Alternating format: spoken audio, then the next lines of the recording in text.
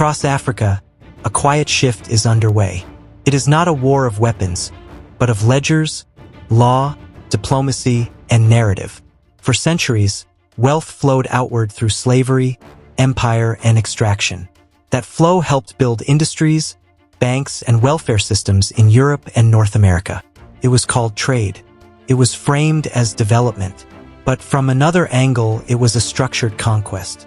Now African leaders are asking a sharper question. If modern Western prosperity was partly built on organized extraction, is that historical advantage untouchable or negotiable? This is not a street protest. It is an institutional recalibration.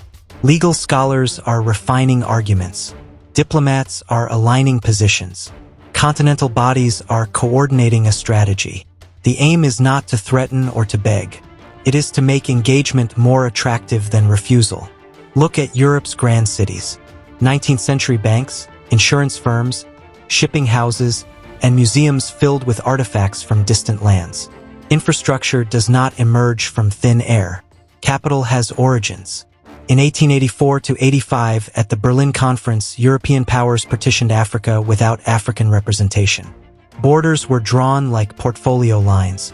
What followed was not chaos but administration, railways, ports, customs systems. But those railways rarely linked African economies internally. They linked mines to ports and plantations to shipping routes. They were arteries pumping wealth outward. Under Leopold II, the Congo Free State generated vast rubber profits. West African cocoa and palm oil fed European factories. Gold and diamonds intensified industrial growth. Uranium from Niger-powered reactors. Cotton sustained textile empires.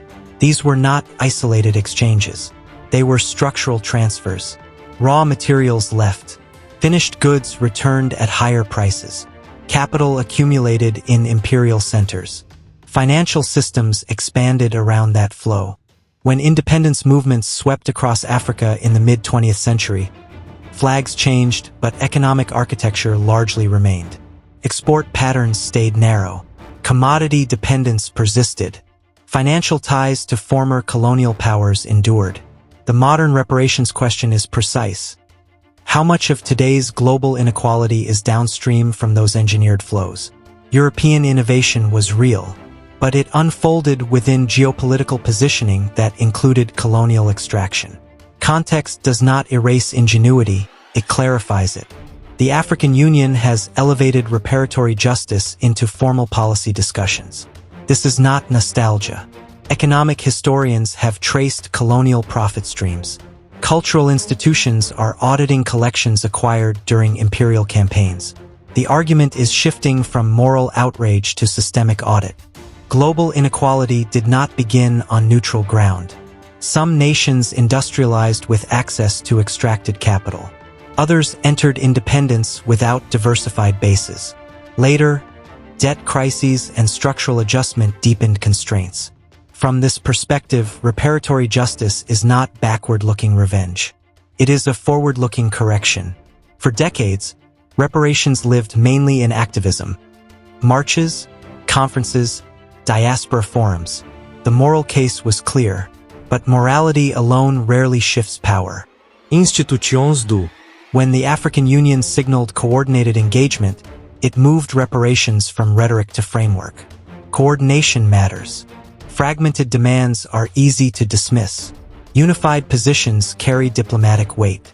Partnerships with bodies such as the Caribbean Community and its Reparations Commission strengthen leverage. States negotiate frameworks, not emotions. The strategy is calibrated. International law did not originally codify colonial crimes the way it later addressed atrocities after World War II. Yet norms evolve. The Nuremberg trials reshaped jurisprudence under moral pressure.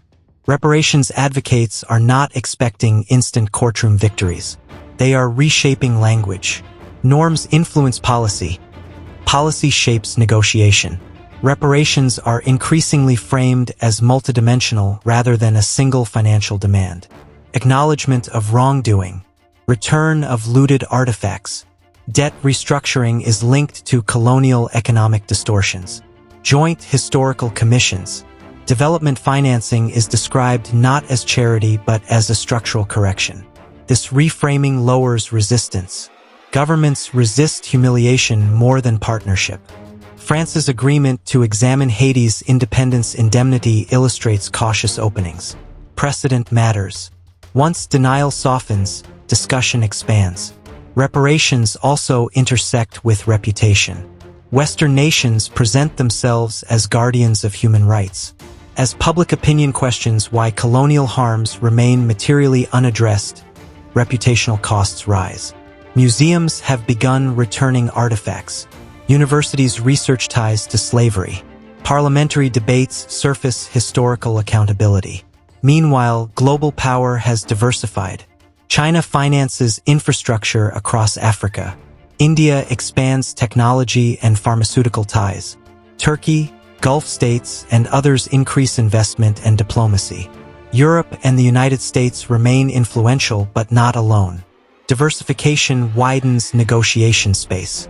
In a multipolar world, challenging inherited hierarchies carries less automatic risk. Engagement becomes a strategic choice rather than a concession. Reparations discourse benefits from this altered environment. The phrase willing payment is strategic. Advocates aim to make cooperation more rational than resistance. Development partnerships can acknowledge structural imbalance. Debt relief can reference historical asymmetry. Cultural restitution can build goodwill. None of these actions collapses alliances. They can strengthen them. Africa's demographic growth and resource significance amplify this leverage. Critical minerals essential for energy transitions, cobalt, lithium, and rare earths, are concentrated on the continent. Strategic geography shapes trade routes. Partnership in the 21st century cannot replicate 19th century patterns without friction. But reparations are not only diplomatic tools. They are psychological shifts. Colonialism rested partly on narrative, the belief that hierarchy was natural. After independence, many were told underdevelopment stemmed primarily from internal failure. Governance challenges are real, yet historical architecture also matters. Writers like Frantz Fanon argued that colonialism shapes the mind before it shapes land. When inequality is interpreted as incapacity, agency weakens. Reparatory discourse challenges that interpretation. It frames imbalance as structural inheritance rather than civilizational deficiency. For younger African generations with access to data and history, inevitability feels less convincing. When inevitability erodes, negotiation changes. Raising reparatory justice at continental forums signals that history is not closed and structural constraints are not sacred. On the Western side, a psychological reckoning is unfolding. War crimes within Europe generated settlements. Colonial extraction often occupies a compartmentalized space, acknowledged symbolically but rarely integrated into economic dialogue. Reparations discourse questions that separation. Discomfort precedes evolution. As research quantifies colonial profits and public debate expands, the distance between past and present narrows. Scrutiny reshapes legitimacy. If reparatory justice succeeds, it will not arrive in a dramatic ceremony. It will appear in communiques, debt agreements, museum returns, revised trade terms, and joint commissions. Incremental, procedural, technical, yet collectively transformative. For over a century, the global economic system treated unequal starting positions as neutral baselines. The reparations challenged neutrality. If extraction helped shape industrial acceleration elsewhere, fairness today cannot ignore origin. Western governments face strategic choices. Engage and help design frameworks for acknowledgement and recalibration, or resist and risk reputational erosion. Moral authority influences diplomacy. Africa carries responsibility too. Reparations cannot replace governance reform. New leverage must be managed transparently. Unity must be sustained. Structural redress is not a blank check. It is a recalibration instrument. The deeper question concerns maturity of the global order. Does it treat history as museum content, disconnected from policy? Or does it integrate historical origin into contemporary economic reasoning? 2 centuries ago, coercion enforced financial claims from offshore warships. Today, coordination reopens accounts through institutions and law. Power has shifted from canon to committee.